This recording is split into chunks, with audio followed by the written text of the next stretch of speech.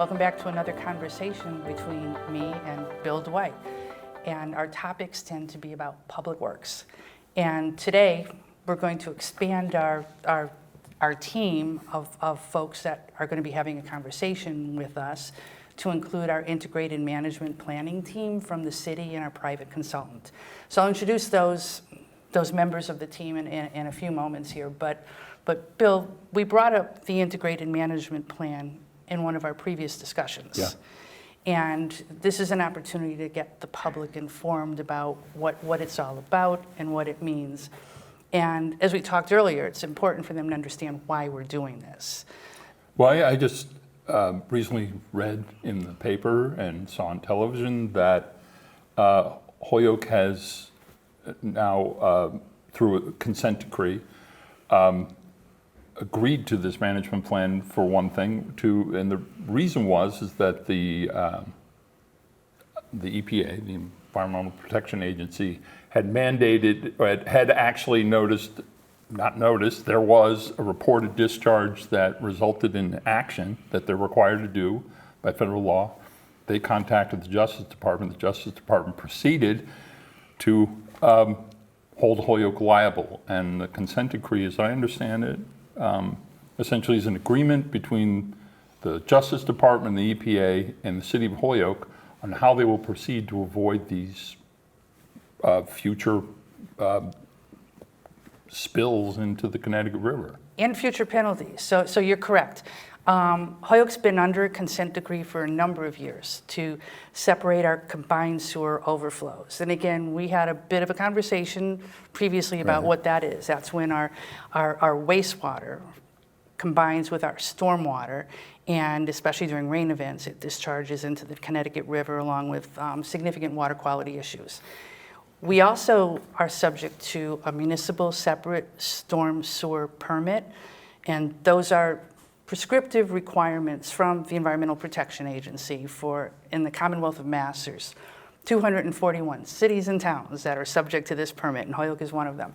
And we, over the past several years, had failed to comply with those permit requirements. So the Environmental Protection Agency, the Massachusetts Department of Environmental Protection, the Department of Justice, and the Attorney General's Office initiated a conversation with the city just about a year ago about our CSO separation work, as well as our failure to comply with that stormwater permit. Moving forward, I'll call it the MS4. Oh, that'll clear it up. Okay. But it's municipal separate storm sewer. So we were looking at significant penalties with respect to our failure to comply with these requirements. And it was a great team sitting at the table representing the city of Holyoke. It was the city engineer, it was the assistant city solicitor, it was the mayor, it was the interim public works director, and it was myself representing the Board of Public Works. And the integrated management plan was discussed as an opportunity for the city to get to know its infrastructure better, which would also hopefully eliminate these permit violations in the future. And I will say that EPA and others were quite excited to hear that the city of Holyoke was going to take on this project.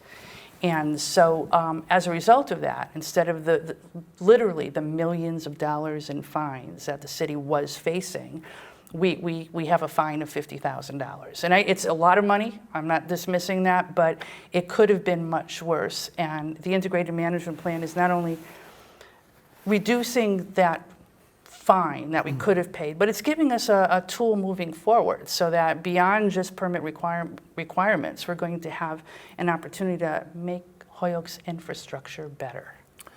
So essentially, I imagine the EPA got excited because what you weren't describing was a Band-Aid or a reactive fix, but an actual long-term plan that would create a more robust structure. Correct. And system to manage this. Okay. And we have with us today, and this is where we'll start getting into that conversation so that the residents can know what we're doing and how it's going to benefit them. And a little bit of an education on it. We have the city engineer, Chris Baker. We have the Hazen and Sawyer project team. We have Ben Levin and Ben Agrawal. And I'll let Chris and/or one of the bins take the lead on introducing to us those components of an integrated management plan, and then following up with specifically how that's going to fit into Holyoke. Sounds good. Mary, thanks for having us today. Greatly appreciate it. Yeah, we have been working with the city of Holyoke for a few months now on the integrated management plan. I guess a little bit of background, the integrated management plan is a framework that EPA and other stakeholders developed a number of years ago. Back in 2012, the framework was kind of formalized and put together, making sure that all stakeholders were okay with the plan, with how it was going to be developed. And it was really needed because historically, we've kind of looked at wastewater, stormwater, CSO as separate silos. And there's obviously limited resources and limited funds that various municipalities have. And it was important to look at all of that together and make sure that the most important projects were going to move forward. So integrated planning framework was developed. It was then actually codified into the Clean Water Act in 2019 through legislative action at the federal level. And now it's a process that municipalities throughout the country have been going through. Springfield, Mass, I think went through it. So another local community that's been involved with the process. It's very prescriptive and gives a framework on how to follow it, but it also gives a little bit of flexibility on how to make sure that it gets integrated in the best way for a given community. So Ben, maybe you want to get into some of the details of how it kind of gets put together?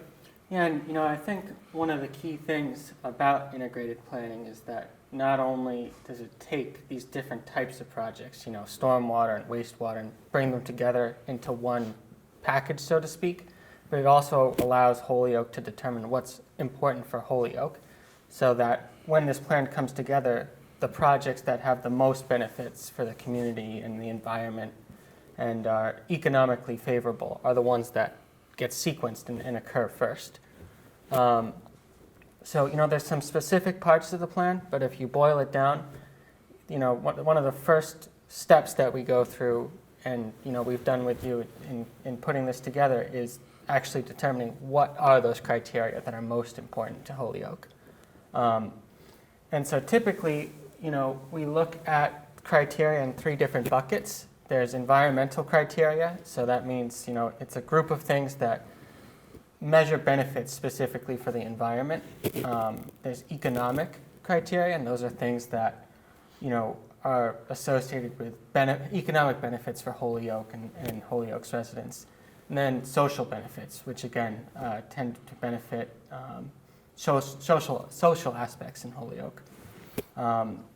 And so, we went through this process with you to kind of identify these criteria. You can see a lot of them on this slide, and then work with Chris and you all, and go through a process to actually determine which of those are most important. So, Chris, how did you guys come about prioritizing? Yeah, so actually we sat with a bunch of stakeholders from the city, so several of the department heads and people from the city that have a stake in these projects. And we actually went through a stepwise comparison.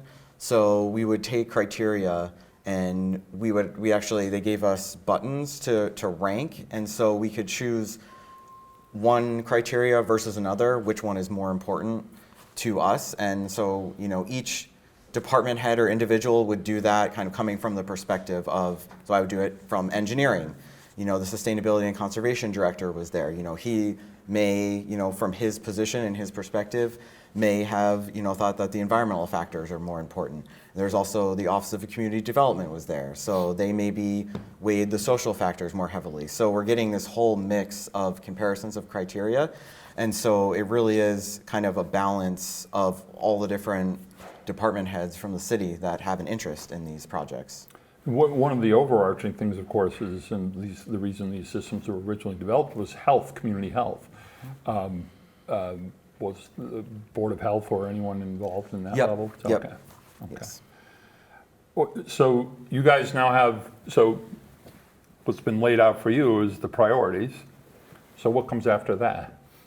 So one thing I should make clear about these priorities is they're applied across the board to all different types of projects. Right. So if you have a wastewater project or a stormwater project, they all get measured against these criteria together. So that's one way this type of integrated plan really brings these things together. So now that we have these priorities and know what's important for Holyoke, sort of the next step is to work with Mary, work with Chris, and start to identify what are the projects that Holyoke needs to do, and what are the infrastructure needs. So what I'd like to note there is working with the engineering department, there's a list that had been established over the years of a to-do list. And probably this criteria was not used in putting that list together, and the ranking of projects probably had no real thought process. So as the project team, engineering, DPW, and the public will be a big part of this conversation shortly, begin to alert us to what those problem areas might be, whether it's flooding, whether it's, probably some road collapse, whether it's smelly water, any and all of those. That ranking of criteria, that input from the public will begin to populate a list of projects that need to be reviewed by the project team. Figured out cost associated with it, what's the right thing to do. Again, I know maybe this is a good segue into talking about green infrastructure, because there's the repair or replace in kind, which is generally put in another pipe or a bigger pipe. But the integrated management plan requires us to look at nature-based solutions, and I'll let the Ben and Ben talk about and talk to the public about what a nature-based solution is, green infrastructure versus gray, and why it's beneficial.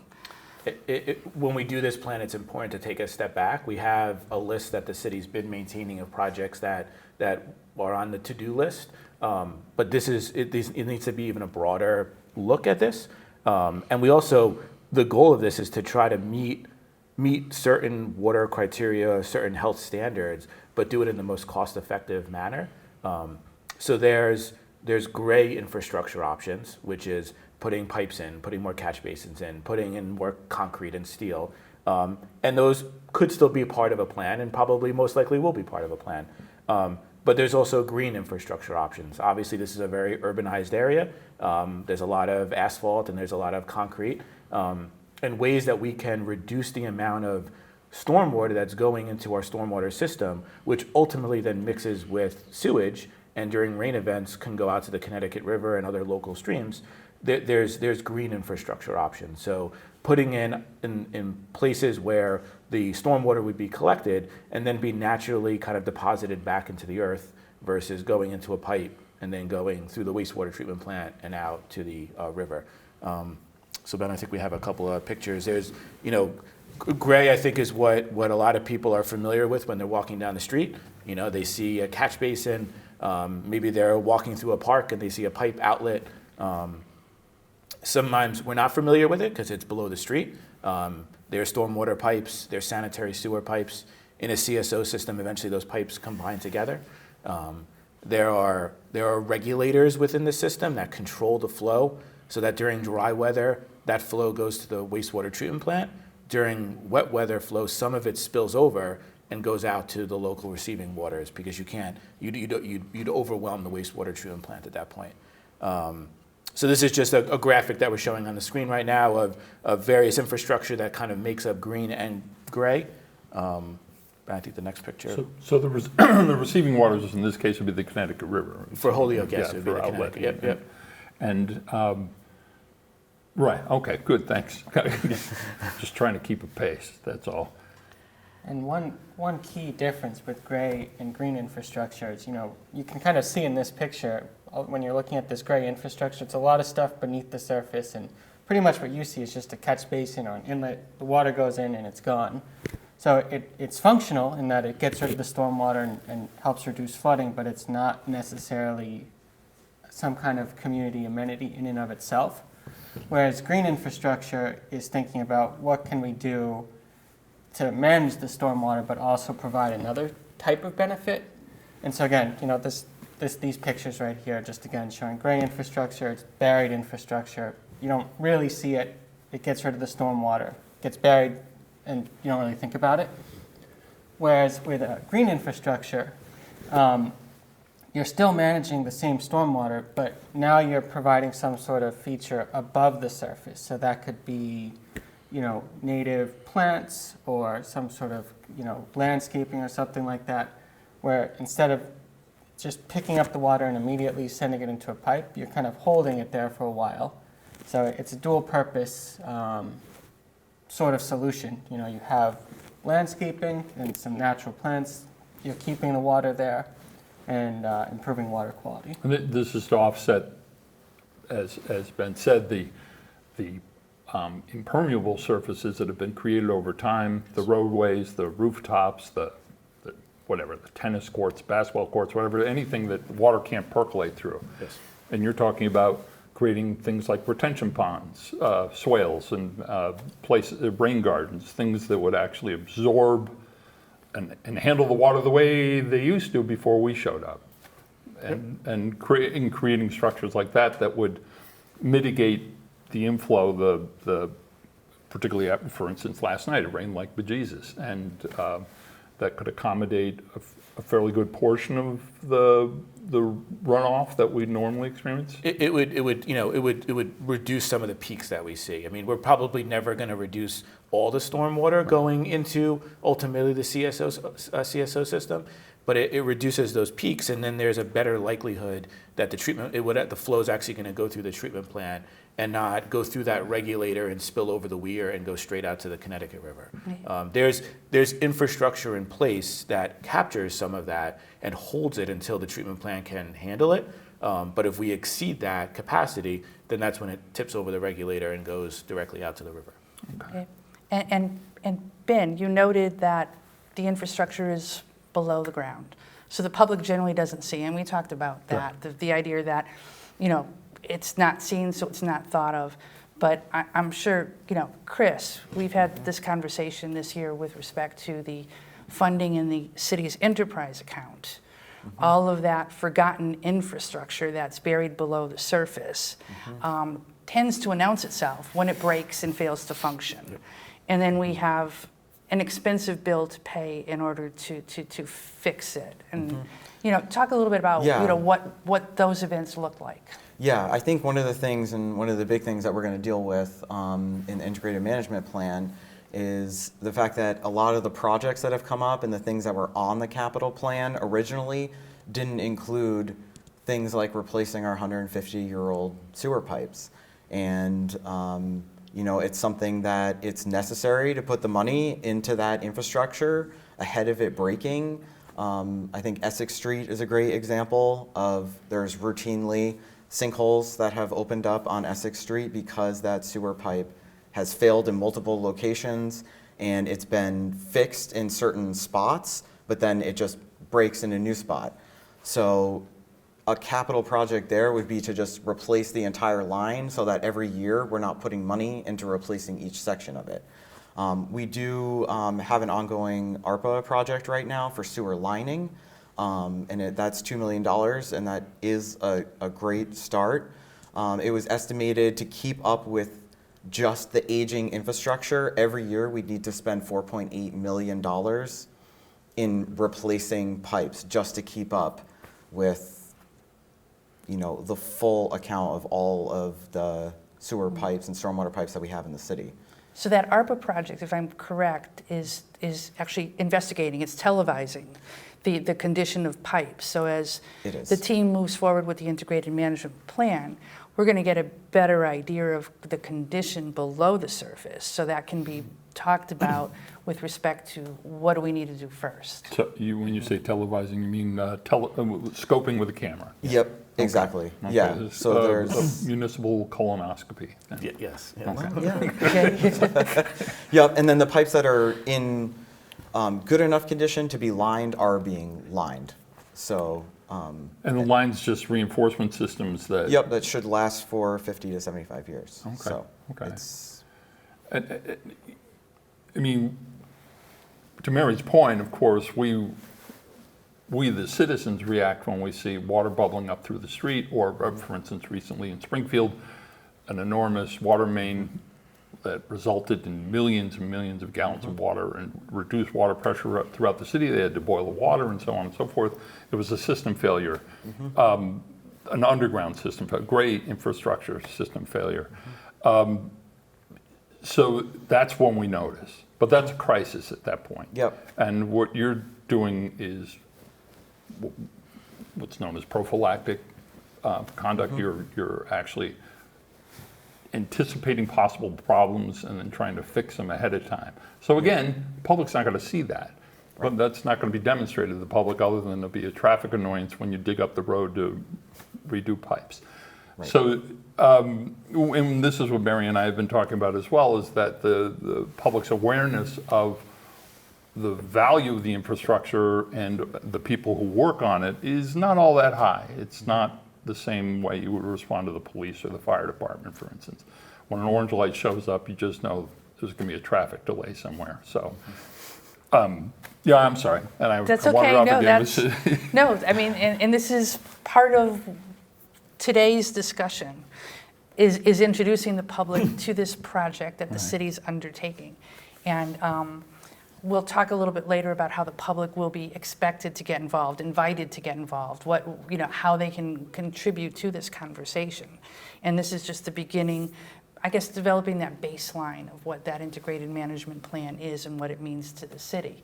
Because one of the things, I have done a lot of discussions with communities throughout the Commonwealth through the Municipal Vulnerability Planning Program with respect to climate change impacts, which generally includes, the waters, the flooding events, because we've all been experiencing the fact that these storm events, as projected, are coming harder and stronger, and there's more water, there's more rainfall coming down in a smaller period of time, that our infrastructure no longer has the capacity to handle it.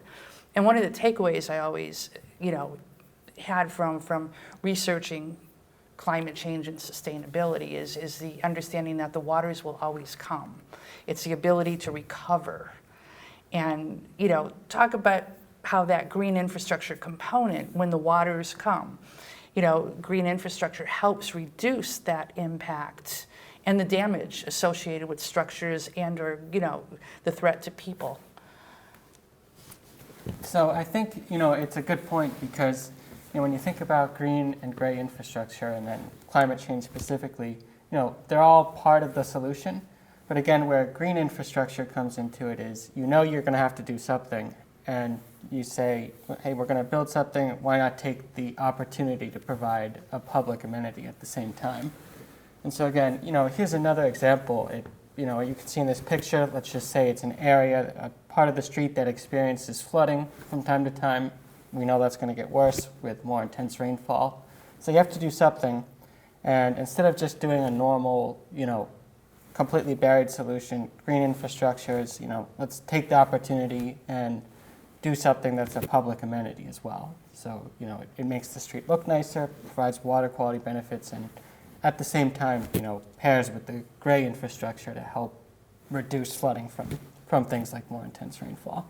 There's also the benefit that's provided by heat sumps, or essentially when you have all asphalt, it tends to just be a hot spot, and you can reduce those impacts as well by expanding a green infrastructure. So there's the aesthetic value, and then there's the water retention value, and then there's the heat reduction value as well. Yeah, and I mean, there's the environmental, the economic, and the social, which are the three Combined, things that we're yeah. looking at. All of this infrastructure, it needs to be upgraded. What's nice about the green infrastructure versus the gray infrastructure is it just puts it in a place where it's seen. People get more. It's not just getting rid of the water, but then you're saying you're planting a tree, you're planting green works that end up supporting the community. So. And how about cost-wise? I would imagine, just by looking at this, making greenscape versus gray infrastructure, I would imagine this is the cheaper version of accommodating. Yeah, it can be. I mean, it depends on how much stormwater you ultimately need to remove. Going back to the integrated planning, and while this integrated plan is not bringing in, DOT and roadway work, we can still consider it if there's, sidewalks and curbs and even streets that need to be repaired anyways, there's a double benefit here where you're making those repairs to your sidewalks and your streets and your curb lines, and you're also, greening up the area and making it more resilient. And I think going back to an earlier point, there's, obviously if designed properly, it should be resilient, but there's an argument that the green infrastructure, especially done on a larger scale, can be more resilient than the gray infrastructure. There's less of a chance of a pipe fail. You just have an open maybe detention pond or trees and native plants.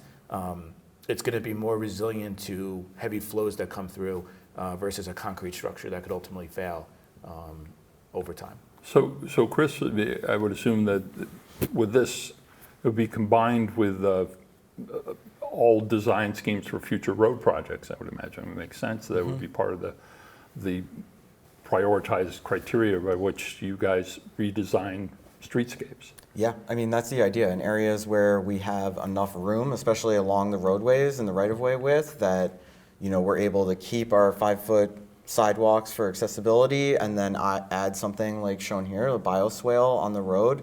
It's a perfect opportunity to get water infiltrated into the ground. And even if it's not a great area to actually infiltrate water, you can still underdrain these systems and you get water quality effects of filtering through an engineered media and before it goes into the system. So it's a better water quality from all the contaminants that are running off the road. And it would also make sense actually then to incorporate this in the building code. For instance, I mean, part of the pressures that have been applied here is expanding development on the outlying areas that are normally green, and Holyoke is a bowl, and people will build up on the hills, that runoff translates into problems down below. And so it would make sense to incorporate this in the building codes when people are designing their property, for instance, or a new development including rain gardens or swales or water retention systems that would reduce those impacts downstream, which is where we're sitting right now. Yeah, that hasn't been done yet. We do have a stormwater ordinance for commercial, industrial, or properties that are larger than a single-family home. So that is being done on that scale, but I agree with you. Things that are done, we have a lot of single-family properties, and it would be great to have, even just programs that subsidize, rain barrels or, offset the cost of installing a rain garden on a single-family property, getting porous pavement for driveways to remove some of that impervious area. So I think there's lots of programs that we could look at to incentivize people to install these on their property. There has been historically a push for, when you have a CSO system, to address water quality issues, to do sewer separation. You say you have a combined pipe, too much water is going to our treatment plant, so we're overflowing. So let's separate out. Let's put 2 pipes down the road. We now pick up the sanitary, that goes over to the treatment plant. We pick up the stormwater, and that can go right out to your receiving water. And that's how it's been done for decades at this point. And even Holyoke's done a couple of projects where they've done sewer separation, where you guys have done sewer separation. The challenge in urbanized areas is even after you've separated it, rain comes down, it picks up pollutants that are on the street, on the sidewalk, and now you ultimately have to deal with stormwater that's polluted. It's not as polluted as a CSO or wastewater, but there's still pollutants in there that we want to get rid of. So while you've partially solved a problem, you've now created another one that has to be addressed, and that's where green infrastructure can be a benefit. That if you separate it or you didn't separate, either way, you're then having your stormwater flow go through some type of infrastructure that is almost treating it on the fly, and then it's going either back into the ground or it's going out to a receiving water. So there's a natural filtration exactly. system. Okay. So, and Chris, you noted a projection, an estimate that in order to maintain the city's infrastructure, $4.8 million annually. And we're not quite sure what, again, this project here is going to dig down a little bit deeper into what those needs actually are. But a couple of great things that are going to come from the IMP. It includes looking at that $4.8 million, getting the public involved in that conversation, getting our industrial owners, getting our business group, getting our city, and even getting the regulators involved in that conversation as to what's important and how much does that cost. And knowing how much that costs allows us to schedule that, allows the city council to be aware of, in planning budgets, what we're going to need this year, next year, the following year. And it allows us to pursue grant assistance for these projects. Right now, for a couple of reasons. Number one, we've been absent a grant writer working for DPW, so we've missed opportunities. And even if we had a grant writer, we don't have that level of detail plan to actually apply for a grant. You can't just say, I want to do something. You have to support why you want to do it. And this integrated management plan will help us do that. So instead of ratepayer and taxpayer money going to address emergency repairs, which cost more on top of it, we'll be able to kind of get in front of some of those emergency repairs and actually, with this plan, address some of those infrastructure needs with grant funding before the emergency occurs. So anything else we want to add to this conversation? I guess I for just the want to public? reinforce something that you mentioned earlier, where when you look at everything together instead of in silos, and then you know how much it's going to cost, you have it prioritized. I think an important aspect towards the end of this plan's development is the scheduling aspect of it, and allows us to stretch things out a bit to make sure that they're done at a time when they're affordable. So like you don't have to do, I think when it's not planned out the way that we're going to do it now, and everything is just, it's done immediately and there's not enough funds, and ultimately things get completely washed off the table because you don't have the money to do it. We're not going to forget about anything. It's going to be in a plan that could then be done over X amount of years. So it just makes it, we keep repeating planning, but that's part of what this is, and it makes it a more effective way of actually getting all the projects done that maybe wouldn't get done if it was all tried to done in one shot. The value of planning, of course, as we've said before, essentially, as opposed to being reactive, reacting and responding to crises, making a repair that's not going to be long-term, it's just trying to hold things together until the next crisis. Yep. This is actually, it promotes more affordability, it promotes more robust infrastructure that is long-term and durable, and it ultimately costs less, even as you project these things out. And it also allows you, as Mary has said, to access funds that you wouldn't otherwise be able to touch. Yep. If you don't have a plan, if you just say, please give me money, that really isn't how grants work. Yep. And they really do expect this level of detail and descriptors for and a sense of commitment from the community that this is a long-term project. So I'm excited about the team DPW has. And Yeah. Where the Board of Public Works is moving forward on instead of, back to your term, being reactionary, we're developing opportunities for us to promote our infrastructure in support of economic development, quality of life issues for the residents, and even being cost effective. So today we'll conclude with talking a little bit about what our next steps are with respect to the public, because this is back to infrastructure is community wealth. Yeah. The public is going to be a part of this conversation. And this initial recording that we're doing right now is that introduction to the public of, hey, look what's happening in public works. But we're also going to take advantage of Holyoke Media moving forward in promoting future meetings that will allow for the public to comment on this. There'll be a future website for the project that will allow for the public to link up to any of the recordings we have, any of the materials that we've posted, and most importantly, allow them to comment. What do they want this plan to look like? We'll also be meeting with various stakeholder groups. Again, we've talked about residents, we've talked about business.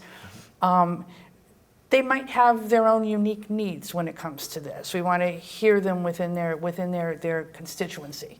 So at some point, we're going to be meeting, especially with the cannabis industry. It's their host community funds that are funding this project. They need our infrastructure to work for them to keep their businesses going. So we want to talk to them about what they see, what their fears are when it comes to infrastructure. We want to talk to the community about, where are they at? Rained again, I know that my corner is going to flood or my basement's flooding. We want to hear all those stories. But this initial discussion, and it was great, helps introduce the concept of integrated management planning, the reason why we're doing it, and it's a very good reason. We actually were able to